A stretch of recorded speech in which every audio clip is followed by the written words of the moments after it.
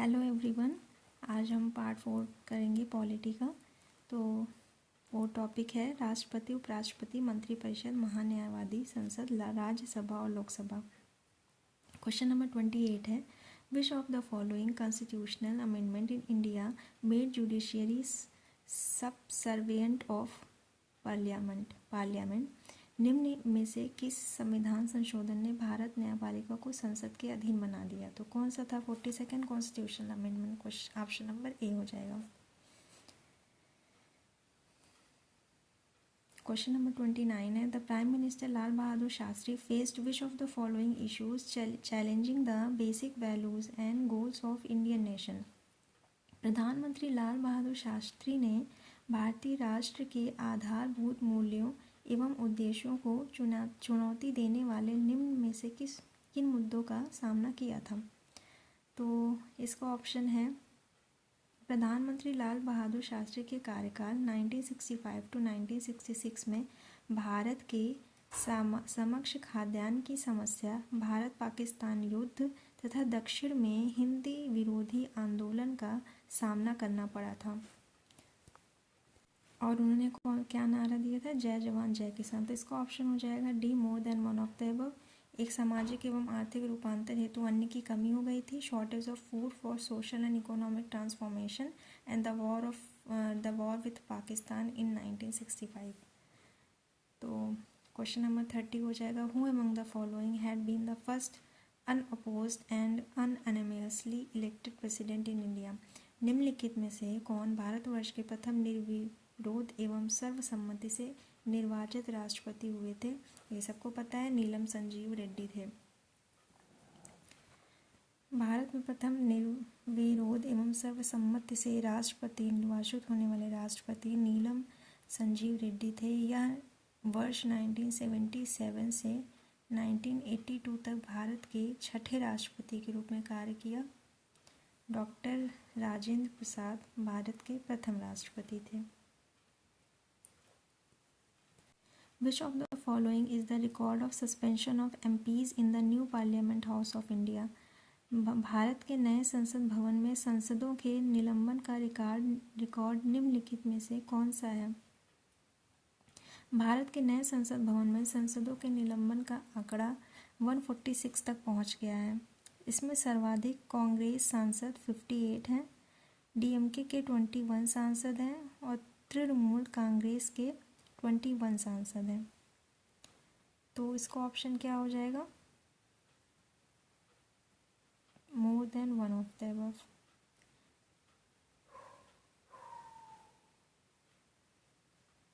तो कितने 41 MPs of Congress were suspended और तृणमूल के 13 वर सस्पेंडेड और 21 सांसद, लोकसभा में 16 सस्पेंडेड। तो इसका ऑप्शन हो जाएगा more than one of the above. Question number 32, Rajya Sabha का सदस्य बनने के लिए आवश्यक न्यूनतम आयु है 30 वर्ष होता है।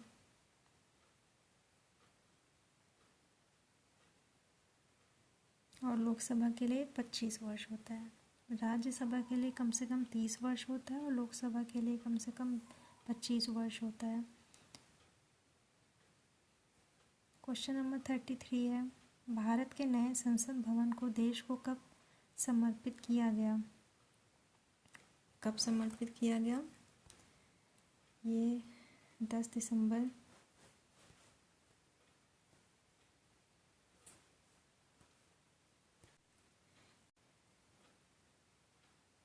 ऑप्शन नंबर ए है, प्रधानमंत्री नरेंद्र मोदी ने 10 दिसंबर 2020 को नए संसद भवन की आधारशिला रखी थी और यह 3 वर्षों में बनकर तैयार हो गया था, जिसे 28 मई 2023 को देश को समर्पित किया गया है।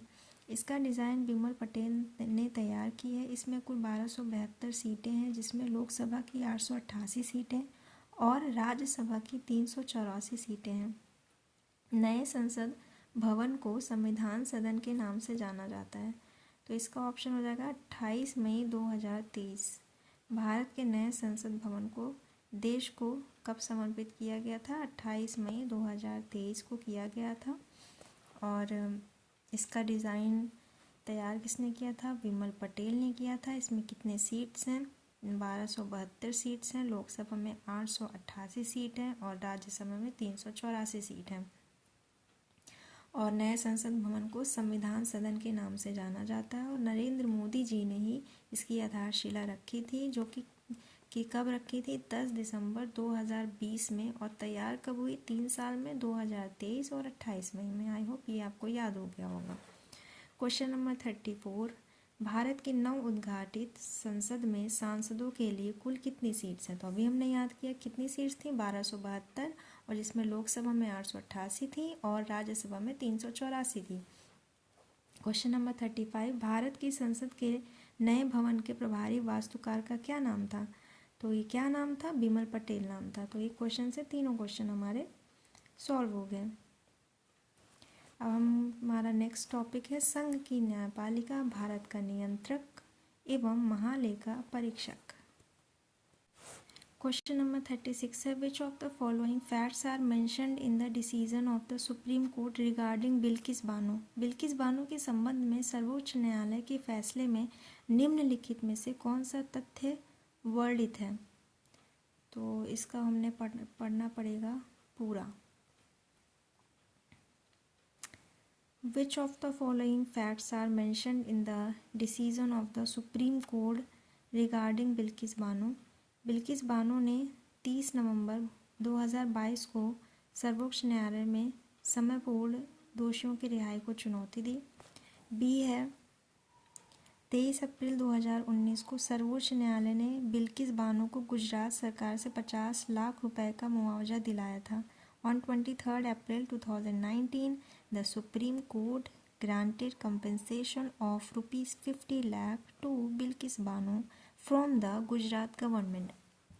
Option number C है, on 8th January 2024, the Supreme Court cancelled the order regarding premature release of 11 convicts.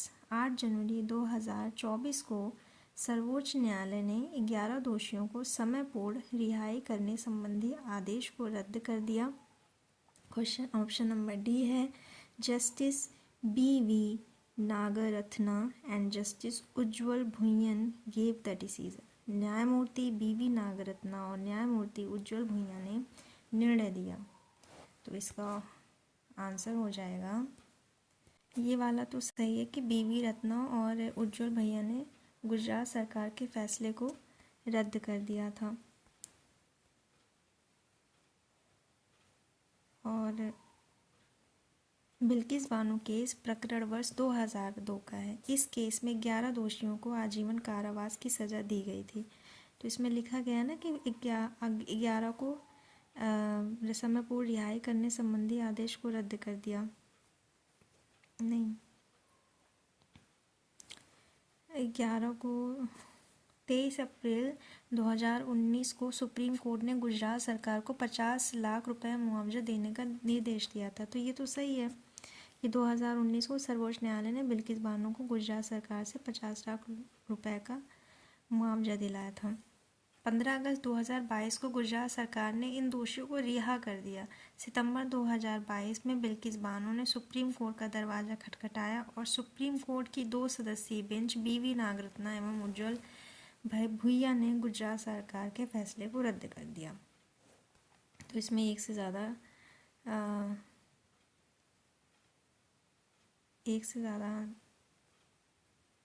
Answer सही है।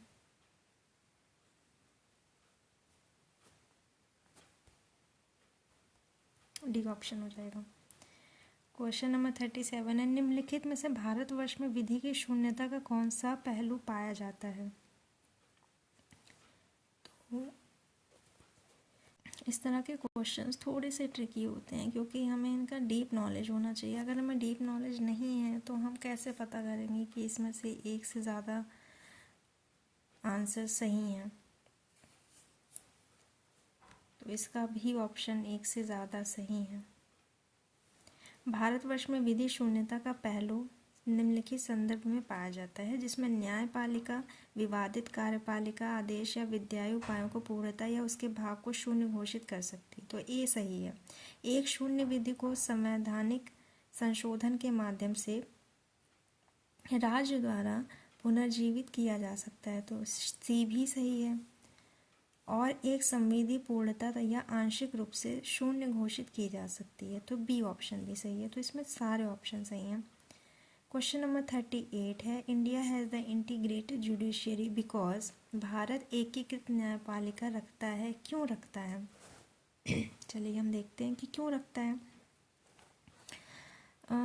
भारत में एक मौलिक विधि तथा सर्वोच्च स्तर पर सर्वोच्च न्यायालय और उसके नीचे उच्च न्यायालयों के साथ न्याय पाया जाता है। बी है, उच्च न्यायालयों के न्यायाधीश राष्ट्रपति द्वारा नियुक्त किए जाते हैं। सी है, उच्च न्यायालय केंद्रीय शासन के एक उपभाग के रूप को गठित किए गए हैं। डी है, more than one of the above. तो इसमें भी एक से ज़्यादा सही है। तो ये वाला ऑप्शन तो हमें पता है कि ये एकदम सही है कि द जजेस of the high courts are appointed by the president. उच्च न्यायालयों के न्यायाधीश राष्ट्रपति द्वारा नियुक्त किए जाते हैं। ठीक है। भारत एकीकृत न्यायपालिका रखता है क्योंकि भारत में एक मौलिक विधि तथा सर्वोच्च स्तर पर सर्वोच्च न्यायालय और उसके नीचे उच्च न्यायालयों के साथ न्याय पाया जाता है। तो ये ए भी सही है। और न्यायाधीशों की नियुक्ति संविधान के अनुच्छेद 217 के खंड 1 के तहत राष्ट्रपति द्वारा की जाती है। उच्च न्यायालय राज्य के न्यायिक प्रशासन के प्रमुख होते हैं।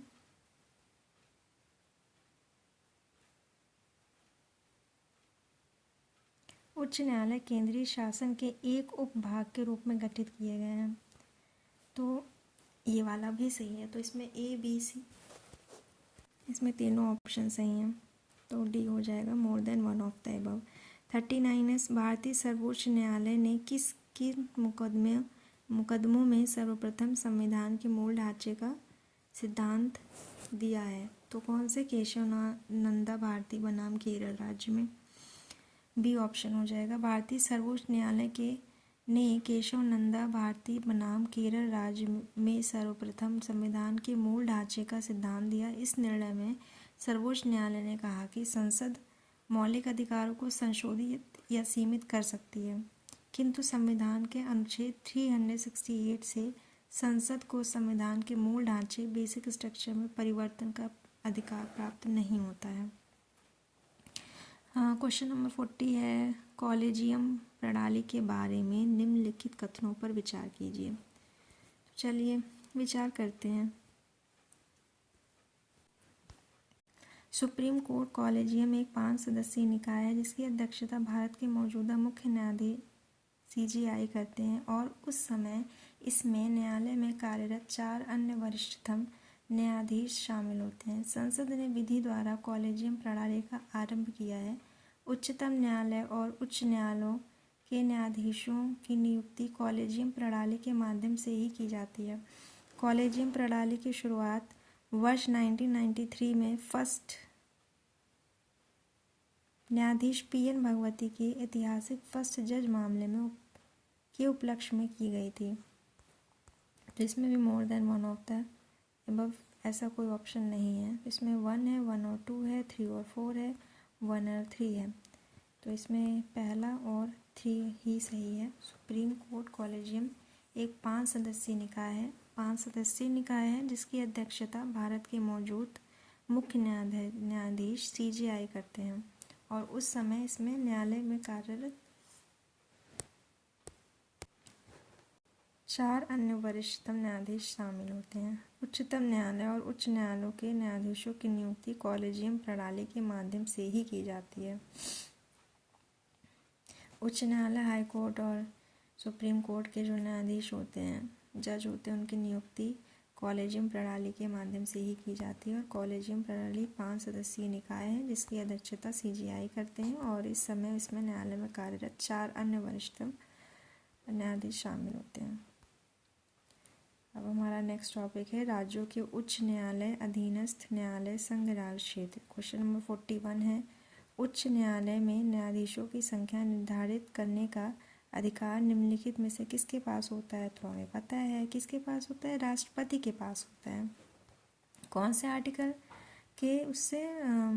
आर्टिकल 217 के अनुसार उच्च न्यायालय के न्यायाधीश की नियुक्ति राष्ट्रपति द्वारा भारत के मुख्य न्यायाधीश तथा संबंधित राज्य के राज्यपाल के परामर्श से की जाएगी, जबकि सर्वोच्च न्यायालय में न्यायाधीशों की संख्या संसद द्वारा निर्धारित की जाती है। ये पार्ट हम यहीं ख़त्म करते हैं और नेक्स्ट पार्ट में हम ये पॉलिटी पूरा फिनिश कर देंगे। आज के लिए इतना ही। Thank you.